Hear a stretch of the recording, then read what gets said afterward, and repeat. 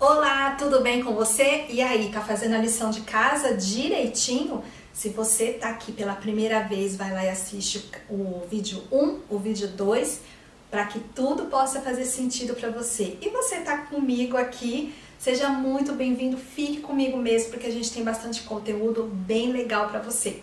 O capítulo de hoje é especial, é o capítulo número 2, que é Haja. Bom, você já deve saber que não adianta pensamento positivo, não adianta ter o foco bem definido se você não tiver ação. E esse capítulo, ele vai falar muito sobre o título do livro, né, que é o poder da ação. Falta de ação é um dos empecilhos que fazem com que a gente se frustre, porque a gente tem uma tendência muito infantil ou de contos de fadas, de que as coisas vão acontecendo naturalmente. E você sabe, né? Isso não existe. Então nós vamos falar hoje de um capítulo importantíssimo. Se você já tem o seu foco definido, já está ajustado aí na sua distância, você está vendo você tem uma referência muito bacana, como vai atingir esse alvo, qual é o caminho que você vai trilhar, vamos agora falar como é que você vai agir diante de tantos desafios. Combinado? Quando nós falamos em agir, em ação, não tem como deixar passar batido a palavra zona de conforto. Você sabe, todos nós adoramos ficar confortavelmente diante da nossa vida. A gente até quer algumas coisas grandiosas, algumas coisas que são audaciosas, mas e a ação? Cadê? Se a gente pudesse fazer tudo e esperar que a vida desse pra gente, seria muito bom. Portanto, a zona de conforto é o assunto principal desse capítulo. Olha, quando a gente fala em zona de conforto, que é um assunto que você já deve ter ouvido milhares de vezes, mas por que a gente não pode ignorar isso? Porque ele é um dos motivos porque você e nem eu conseguimos atingir alguma coisa que tanta gente deseja. Porque é preciso causar desconforto em nós mesmos para que a gente possa trilhar aquele caminho que a gente tem falado tão incessantemente sobre ele. Uma definição muito interessante que o Paulo Vieira ele faz no livro, que eu quero ler na íntegra para vocês, é a seguinte, olha. Zona de conforto é a combinação de várias mentiras paralisantes com prazo de validade vencido. E aí? Você consegue aí, nesse momento, identificar algumas mentiras que você tem contado para você, para não sair do lugar, para não se movimentar, para não se esforçar? Essa questão da mentira, ela é algo muito duro de se admitir, porque às vezes a gente não alcança o nosso objetivo e nós temos aquela tendência de transferir a culpa para outras pessoas. A gente adora fazer isso e essas mentiras, elas nos confortam de certa maneira, mas chega uma hora que essas mentiras, elas são tão descaradas, sabe? Que a gente olha assim e fala assim, não tem mais nem graça isso daqui, porque eu já estou mentindo há tanto tempo para mim, ou seja, perdeu a validade. E aí, você já está com o seu papel e a sua caneta na mão? Escreva aí. Qual é a área da sua vida que você sente que você está nessa zona de conforto? Sabe, muitas vezes isso acontece num casamento já de alguns anos. A gente começa a ter alguns conflitos e a gente fala assim, quer saber? Vou deixar para lá. Não vou nem mexer nisso daqui, porque já sempre foi assim mesmo, não vai mudar. Zona de conforto. Por quê? Porque a gente vai ter que mexer nessa zona de conforto para falar sobre algo que você não gosta, né, com o seu parceiro, e aí provavelmente vai criar um conflito. E aí eu pergunto para você, quais são as mentiras que você tem falado para si mesmo que tem te deixado nessa zona de conforto mais infeliz? Ou você tem uma empresa que a empresa não está indo muito bem e você sempre joga a culpa para a crise, pro governo. É claro que tudo isso interfere sim, mas será que é só isso mesmo que está fazendo você levar a sua empresa para um estágio muito pior? Como anda a sua organização nas suas finanças? Como você organiza o seu calendário? Como é que você tem treinado os seus colaboradores? Como é que você tem feito e tomado decisões sobre a sua empresa pedindo conselhos de pessoas mais experientes. Tudo isso faz com que a gente saia da zona de conforto, porque sair da zona de conforto é necessariamente causar desconforto em nós mesmos. E eu sei que esse desconforto, ele é muito doloroso, porque faz a gente ter dois questionamentos. Ou eu mudo, ou eu vou continuar ficando dessa forma, ficando frustrado, não alcançando aquilo que eu quero e sendo infeliz.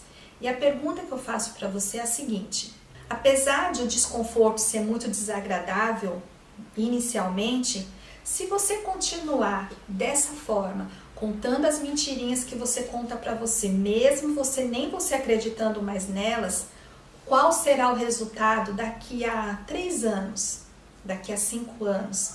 Você consegue ter uma perspectiva de como a sua vida vai ser se você não sair da sua zona de conforto hoje?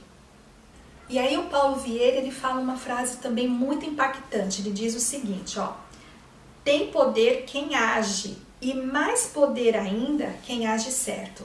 Ou seja, muitas vezes nós temos dificuldade para agir porque a gente tem medo de errar, né? Não sei se você é assim, mas eu tenho pavor de errar. E muitas vezes esse pavor de errar faz a gente permanecer na zona de conforto. Porque se eu erro, eu preciso corrigir, eu preciso me autoanalisar, eu preciso fazer algo diferente, algo novo para seguir em frente. E muitas vezes esse medo de errar, ele faz parte do contexto da zona de conforto. Agora, se você age, você percebe que você não foi muito bem naquela ação e você faz de novo, você vai agir certo. E aí ele volta naquele assunto. A única coisa que pode tirar alguém da zona de conforto é a ação direcionada, ou seja, eu faço mesmo sem ter vontade. Eu faço com uma intenção de chegar ao lugar que eu desejo.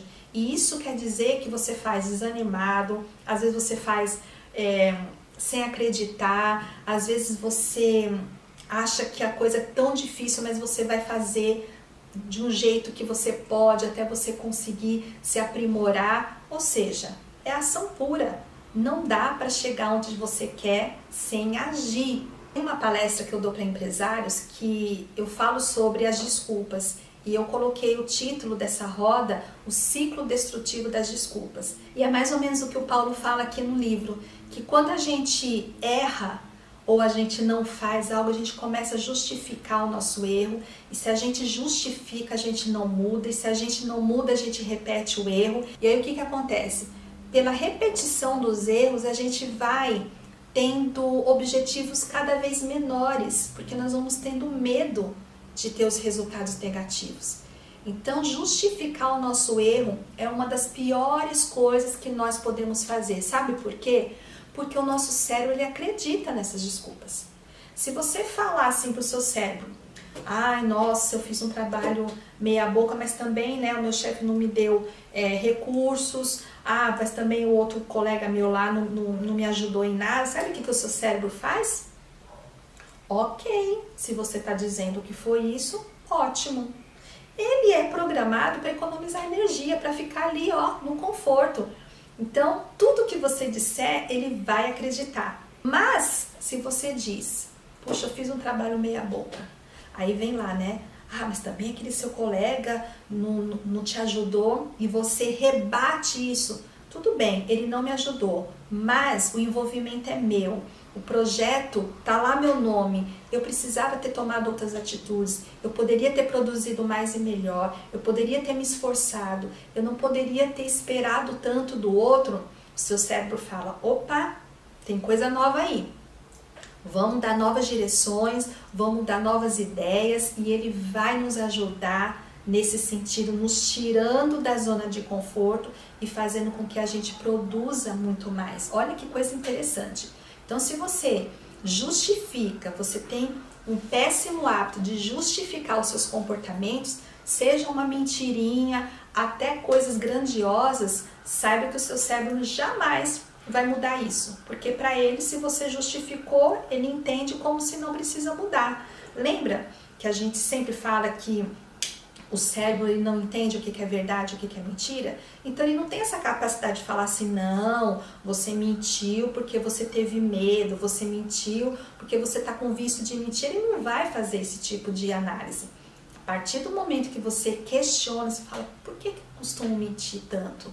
Por que eu tenho medo de dizer a verdade e eu invento histórias para me poupar de algumas coisas? Aí sim, quando você questiona, o seu cérebro está pronto para responder.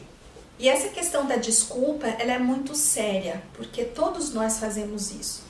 Antes de a gente realmente admitir o nosso erro, a gente sempre está pronto para nos desculparmos, de justificar o nosso erro. Tem uma frase que eu, por um bom tempo, eu coloquei ela bem grande no meu escritório, para eu nunca mais esquecer dessa frase, que foi um impacto na minha vida. Quem falou essa frase foi o Rodrigo Cardoso, que é um palestrante motivacional, e ele disse o seguinte: desculpas perpetuam a mediocridade.